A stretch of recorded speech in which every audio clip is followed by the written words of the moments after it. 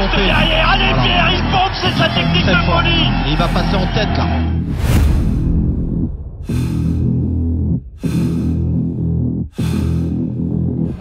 Pierre, c'est la technique, l'expérience qui va parler maintenant. Et là pendant que les deux premiers.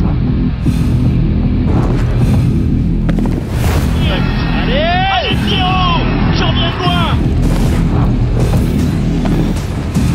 Sur le papier, c'est lui qui va rester devant. Allez, c'est la médaille. C'est la médaille. Le gardien de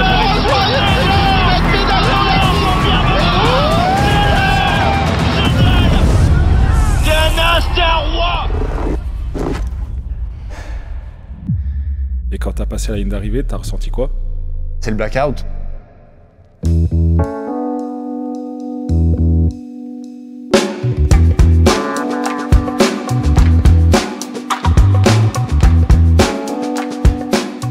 C'était tes premiers jeux?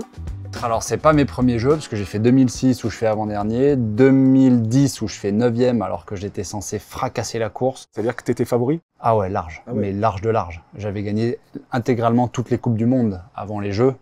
Je revenais de blessure de l'année d'avant et j'ai fracassé le circuit Coupe du Monde, mais vraiment fracassé. Ouais. Et puis je fais 9e. Donc, Et en fait, 2014, je me fracasse le genou 2 mois avant les Jeux.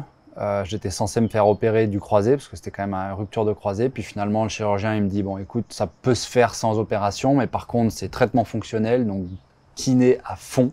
J'ai pris le défi, mais j'ai surtout pris le défi parce que ça me faisait basculer dans un jeu complètement différent de ce que j'avais fait les 2 éditions d'avant. Tu vois, j'étais blessé et je vais au jeu. Waouh, c'est trop bon. Et en fait, ça m'a fait complètement basculer dans le mental et je suis arrivé vraiment frais au jeu, avec mental à 200%, même si physiquement j'étais un peu en deçà, mentalement j'étais à bloc. Et puis surtout, j'avais pas d'attente, quoi. Personne m'attendait. C'est ça. C'était la surprise. Quand tu franchis la ligne d'arrivée et que tu es champion olympique, et là, qu'est-ce qui se passe dans ta tête? C'est fou, il y a plein de trucs. Il y a le fait d'être champion olympique, la chose dont j'ai tout le temps rêvé, la chose pour laquelle je me suis battu pendant des années et des années. Et ma première pensée, elle a été pour ma femme, parce qu'on a été blessés en même temps. En décembre 2013, 2 mois avant les Jeux, ma femme courait aussi pour aller se sélectionner aux Jeux.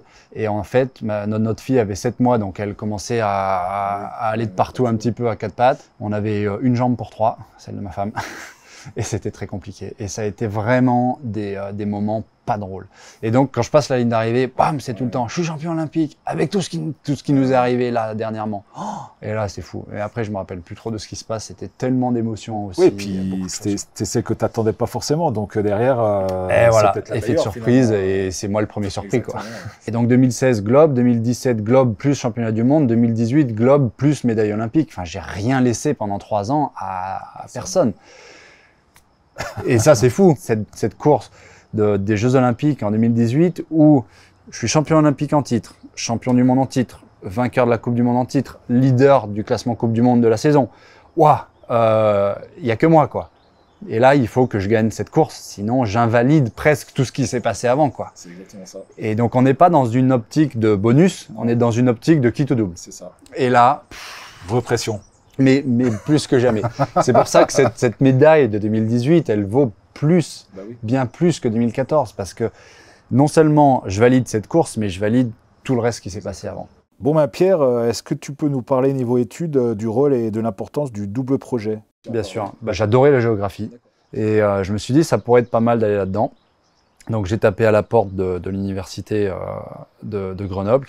Et je suis tombé sur Sylvain Bigot. Et Sylvain Bigot m'a dit, nous, on te fait un cursus ultra aménagé, on donne vraiment tout pour que tu puisses faire ta licence de géographie. J'ai adoré le contact, j'ai adoré l'endroit, je me suis dit, bah, franchement, allez, je fais ça. Et il s'est trouvé que ouais, j'avais tapé juste parce que ça me plaît beaucoup, beaucoup, beaucoup. Ma licence, ça m'a donné... ça m'a apporté plein de choses. Ça apporte vraiment une vraie structure dans le planning. Ça me permettait, surtout quand il y avait des contre-performances sportives, tu vois, ça me permettait de voir autre chose, d'être performant sur autre chose. Si j'y arrivais pas là, ben, j'y arrivais ailleurs. C'est ce qu'il faut. On peut pas être monotâche.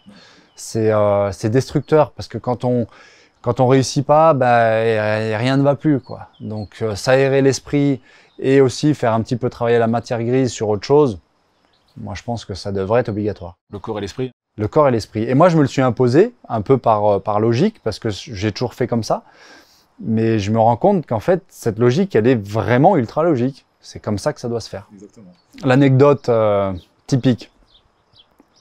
Avant d'aller au jeu, j'étais en rééducation. Je travaillais dur pour me remettre de ce croisé rompu avec les jeux qui arrivaient dans moins de 2 mois.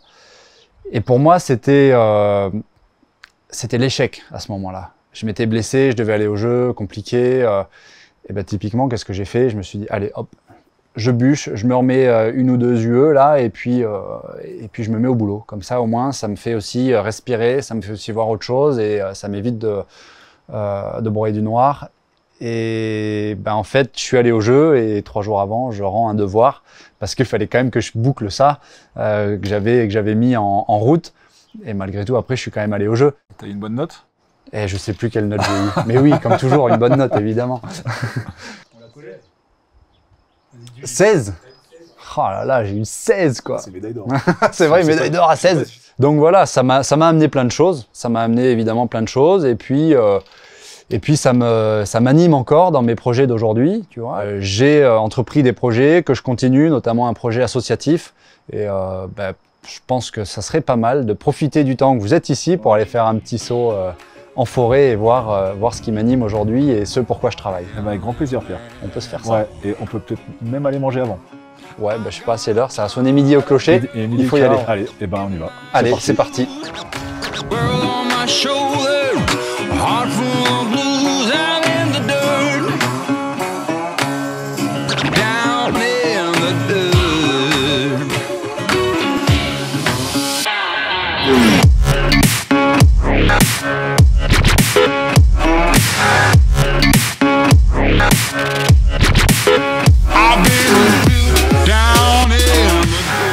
Nous voici dans la forêt à Serre-Chevalier, changement de décor. Donc moi j'ai fait une licence en géographie option environnement. Cette licence donc à l'UGA m'a apporté une vision, une directive vraiment sur l'approche environnementale.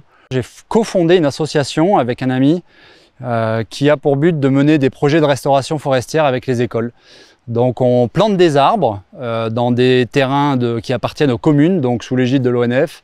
Et puis surtout, on forme les enfants à prendre soin des forêts, à leur donner la conviction de planter encore des arbres demain. Donc on en plante aujourd'hui et on les motive pour en planter encore plus demain. Perso, pour moi, ça c'est une conviction qui est ancrée vraiment très profondément en moi. Et du coup, j'ai créé cette association pour mettre mon grain de sel, on va dire, dans le vaste domaine du développement durable, si je puis dire.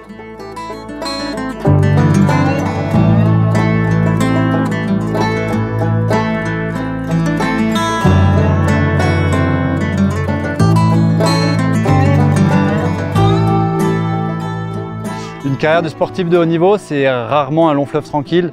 Malgré les blessures, il y a la passion, elle reste forte. Cette flamme qui est en moi du snowboard et du sport, elle est tout le temps vivace. Et en fait, ça m'oblige, quand je suis blessé notamment, à repenser des choses et à toujours faire du snowboard dans ma tête, même si physiquement je suis pas sur la planche. Et j'imagine plein de choses et du coup j'ai rebondi sur 2 magnifiques projets en 2019 et cette année en 2022, Shapes et Reshapes, où j'ai créé en fait de toutes pièces le parcours de snowboard qui me correspond à moi. Et donc on est un peu entre la pump track et le parcours de border cross, mais pour moi c'est l'essentiel de la pratique du snowboard que j'aime et que je fais. Quoi qu'il arrive, c'est la passion qui m'anime, c'est l'engagement, c'est la conviction et c'est comme ça que je vois les choses. Dans tous les projets en fait, que j'engage, il y a toujours cet ancrage au territoire. Et moi, Serre-Chevalier, ça a toujours été, c'est l'endroit où je suis né, c'est l'endroit où j'ai appris à faire du snowboard, c'est l'endroit où j'élève mes enfants, c'est l'endroit où je vis. Et pour moi, ce territoire, il veut dire beaucoup. Donc Serre-Chevalier, love you.